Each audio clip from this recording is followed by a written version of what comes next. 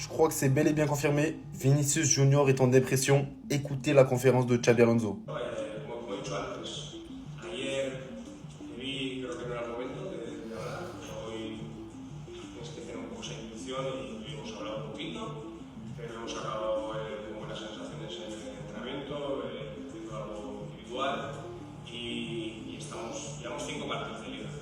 Queda muchísimo, esto es una maratón hasta mayo, o sea que hay que ir muy poco a poco en las valoraciones y hay que dar tiempo a todos. Comment ça, c'était pas le moment? Comment ça, il est plus souriant, plus positif? Qu'est-ce qui se passe? Et le pire dans ses déclarations, c'est le on verra demain, il a fait quelques exercices. Mais il veut plus jouer. Parce qu'après la story du dernier match où il a mis cette musique en gros, c'est pas il a caché la musique en haut là-bas. Il l'a mis en gros pour qu'on comprenne. La traduction mot pour mot, c'est principe d'un champion. Image en noir et blanc, tournée par rapport au terrain. Maillot froissé dans la main. Parce que ça fait déjà un moment qu'on le voit plus danser. Vini, c'est quelqu'un qui est toujours souriant. Vous connaissez les Brésiliens. On est quand même passé de ce genre d'image à ce genre d'image quand il marque un but. Et qu'il boude. Il est fâché. Et forcément, ça se ressent sur le terrain. Parce que le football, c'est mental. Et je peux comprendre la frustration. Parce que se faire voler sa place par un mec qui ne fait que bouder, se plaindre, or qu'il a les statistiques d'un défenseur central. Vini, plus personne ne le soutient. Même Xabi, j'ai l'impression que c'est pas trop ça. On lui demande ce que Rodrigo il a de plus que Vini. Sa qualité, son débordement, sa capacité à là, il était en train d'abuser un max. 3 petits points, mais Vini a aussi tout cela. Il était en train de se rendre compte qu'il allait se faire cramer en mode. Son petit chouchou Rodrigo, c'était trop cramé. Dites-moi en commentaire si, comme moi, vous resterez dans le train Vinicius Junior à jamais. Et sachez qu'il finira, et comme d'habitude, par répondre sur le terrain. Ici, on n'envoie pas nos papas, maman se plaindre de notre situation. Hein. Vinicius n'y arrive pas même à l'entraînement. Un exercice assez simple contre Alaba. Il a battu de vitesse, maintenant il ne manque plus que la précision. Il la met complètement à côté et on dirait que tout le monde est gêné. De l'autre côté, il y a une expression qui s'appelle 2 salles, 2 ambiances. On a Kylian Mbappé qui fait son exercice, lui, côté droit, qui la met, qui célèbre comme si c'était un vrai but et qui est tout simplement heureux, en pleine forme à l'entraînement avec le Real Madrid, tout simplement en pleine possession de ses moyens. Et les gars, moi je vous le dis, même pas en tant que Ops, même si c'est vrai que j'en suis un, le duo Mbappé-Vinicius est sur sa dernière année. Pour la simple et bonne raison qu'on connaît le chemin que Vinicius il a parcouru pour en arriver là. On connaît tout ce qu'il a vécu pour avoir un statut digne de ce nom au Real Madrid. Et les Madrilènes ont beau faire semblant, il ne pourra jamais accepter d'être le lieutenant de Kylian Mbappé. Tandis que Mbappé est un individu qui malheureusement, je ne sais pas si ça vient de lui ou pas, lorsque Kylian Mbappé est heureux dans une équipe et en pleine possession de ses moyens, il faut que tout tourne autour de lui. Sinon, ça ne marche pas. À mon avis, Vinicius Junior ne donnera jamais ses fesses complètement à Kylian Mbappé. Et cette histoire va sur sa dernière année à Vinicius, étant donné qu'il n'a pas prolongé son contrat et que le Real Madrid n'aime pas laisser les gens partir libres. C'était Serginho do Brasil et dites-moi ce que vous pensez de ma théorie en vrai. Bah.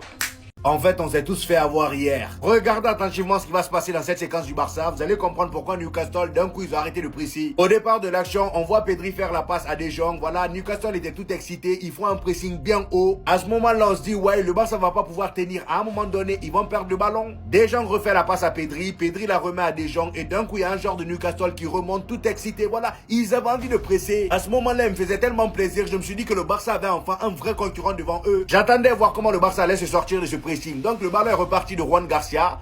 Voilà, ça part sur le côté droit. Pedri repart demander le ballon. C'est dans ses pieds. Toujours, il a quelqu'un pour le presser. Mais t'as l'impression que voilà, les mecs ils pressent pour rien. Ils pressent pour rien. Carrément Pedri il se balade. Regardez. Il remet ça à la légende. Voilà. Regardez. Il redonne à Pedri. Le gars il se promène. Voilà. Carrément il fait des talonnades par derrière. Pedri, ça se promène. Au final, Newcastle, ils ont arrêté de presser. Voilà. Et quand j'ai vu cette séquence-là que j'ai compris la situation de Newcastle, je comprends maintenant pourquoi ils ont arrêté de presser. Comme vous avez pu le voir, le pressing ne marche pas sur Pedri et De Jong. Tu as beau les presser, tu vas te fatiguer pour rien. Regardez ce qu'il a dit ici. Dans un match où le Barça s'est fait autant presser, surtout lors des 15 premières minutes, regardez la dinguerie. Frankie De Jong n'a raté qu'une seule passe en 90 minutes contre Newcastle. Est-ce que ça c'est normal? Avec tout le pressing qu'on vient de voir là, est-ce que c'est normal? J'attends tellement le match face au Paris Saint-Germain avec impatience parce que devant il y aura Vitinha et Neves. C'est à peu près le même niveau que Pedri De Jong. Ça va être un vrai duel technique. Alors la personne s'y attendait. Un journaliste a osé demander à Xabi Alonso qu'est-ce que Rodrigo apporte sur le côté gauche que Vinicius n'apporte pas. Et bah autant vous dire que la réponse de Xabi Alonso a surpris tout le monde. Déjà aujourd'hui on a pu apercevoir un Vinicius très impliqué aux entraînements. Il y avait même un exercice où il affrontait David Alaba, exercice qu'il a d'ailleurs perdu. Regardez ce qui va se passer, le but c'est de marquer en premier, Carreras lui fait la passe, la cage est juste là, il rate. Même aux entraînements ça n'a pas l'air d'aller. Et d'ailleurs les amis, petite parenthèse, d'après le média Marca, Xabi Alonso envisage un changement de système pour Jude Bellingham. Comme vous le savez, le gars il est de retour de blessure, lui et Kamavinga. On nous dit Xabi Alonso envisage de passer en 4-2-2 où Franco Mastantuono perdrait sa place, ce qui n'est pas une surprise pour quelqu'un. Il est dit que dans l'entrejeu, Xabi Alonso veut associer Jude Bellingham, Tchouaméni, Valverde et Arda Güler. Donc normalement il sera dans le même registre que lors de sa première saison au Real Madrid. En espérant que ça lui permette lui aussi de retrouver son prime, parce que malheureusement tous ces joueurs qui brillaient il y a 2 saisons, on a du mal à les retrouver depuis un moment. Bellingham, Rodrigo, Vinicius, même Valverde pour vous dire. Et pour revenir sur Vinicius les amis, voici tout ce que Xabi Alonso a dit sur lui. Les journalistes l'ont demandé est-ce que Vinicius va bien. Il a tout simplement répondu Vinicius me semble bien. Hier c'était pas le moment de lui parler, mais aujourd'hui il semble plus positif, plus souriant. J'ai discuté avec lui, pas beaucoup. Nous avons fait quelques exercices individuels. On verra demain. Et juste après, le journaliste le demande qu'est-ce que Rodrigo a de plus que Vinicius sur le côté gauche. Ça c'est des questions pour créer des problèmes. Xabi Alonso répond qu'est-ce que Rodrigo a de plus que Vinicius sur le côté? Sa qualité, sa capacité à passer et sa capacité à connecter. Vinicius a ça aussi, que ce soit comme titulaire ou remplaçant, son impact est excellent. Il est toujours là pour rappeler que Vinicius peut être soit remplaçant ou titulaire. Franchement ça m'énerve ça. Il n'y a pas une déclaration où il parle pas du mot remplaçant quand il parle de Vinicius. La séquence que vous allez voir est un duel entre Vinicius, top 2 du Ballon d'Or la saison passée, vs Alaba, top 2 des joueurs les plus blessés de ce sport all-time. Ça peut vous choquer, ce n'est pas une IA. David Alaba, peut-être le double de l'âge de Vinicius, mais regardez. Ok. Vini.